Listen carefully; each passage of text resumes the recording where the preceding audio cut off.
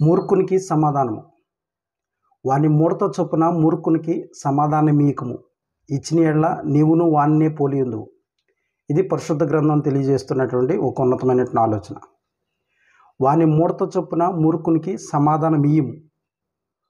ఇవ్వకపోయినట్లయితే వాడు తన దృష్టికి తానే జ్ఞానిగా పరిగణించుకుంటూ లోకంలో అతిశయిస్తాడు. కాబట్టి సమాధానం ఇవ్వడానికి సమయం కలదు, సమాధానం ఇవ్వకపోవడానికి సమయం కలదు. ఈ వ్యత్యాసము పరిశుద్ధమైనటువంటి దేవుని యొక్క జ్ఞానం ద్వారా మానవునికి అనుగ్రహింపబడుతుంది.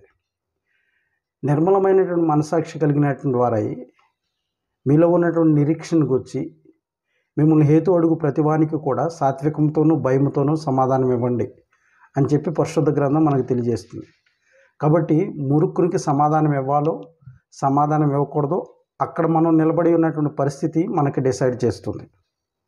అయితే మూర్ఖుడు మనం సమాధానం చెప్పినా వాడు ఏమాత్రం కూడా దాన్ని అంగీకరించడు. కారణం ఏంటంటే వాడు మూర్ఖుడు.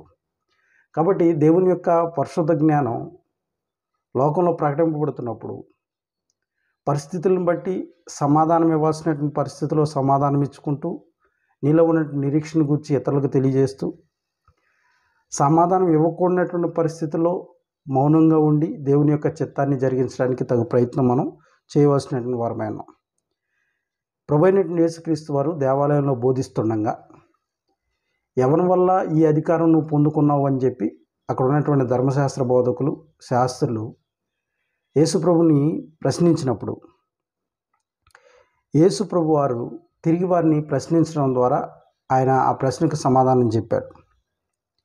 అయితే ఆ ప్రశ్నకు వాళ్ళు సమాధానం చెప్పడానికి నిరాకరించారు కనుక వెంటనే ఏ అధికారం వల్ల ఈ కార్యములు నేను చేయుచున్నానో నేను మీకు తెలియచేయను అని చెప్పి యేసుప్రభు వారు సమాధానం ఇచ్చేటువంటి ప్రయత్నం చేశారు.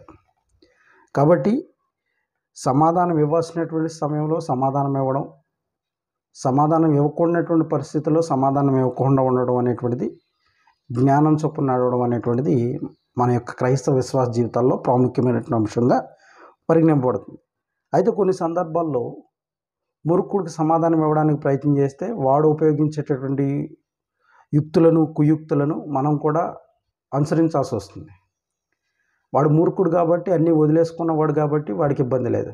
అయితే మనం ఒక విశ్వాసాన్ని కలిగి ఉన్నాం, ఆ విశ్వాసం ద్వారా బహుమానాన్ని పొందుకోవాలని ప్రయత్నం చేస్తున్నాం కాబట్టి అది మనకు కొంత ఇబ్బందికరమైన పరిస్థితిని కలగజేస్తుంది. అందుకని నేటి దినాల్లో దేవుడిని ఎరగనటువంటి వాళ్ళు దేవుని మీద కానీ దేవుని యొక్క గ్రంథం మీద కానీ దేవుణ్ణి నమ్ముకుని వెళుతున్నటువంటి విశ్వాసుల యొక్క జీవితాల మీద ఆయా రీతిలుగా మాట్లాడుతున్నప్పుడు వాడు లోక సంబంధాన్ని మనం గుర్తెరగాలి. వాడు మాట్లాడినటువంటి రీతిలో మనం మాట్లాడడానికి ఏమాత్రం కూడా అవకాశం లేదు. అలా అని చెప్పి వాడు నోరు మూయించకపోతే వాడే జ్ఞానిగా ఫీల్ అయిపోతాడు.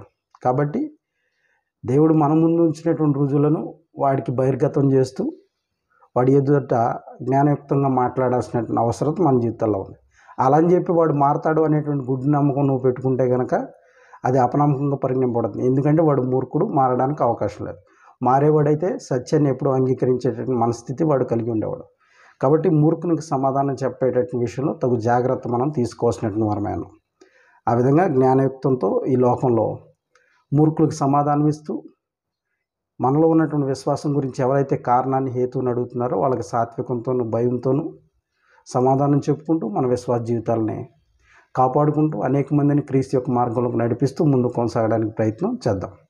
ఆమేన్.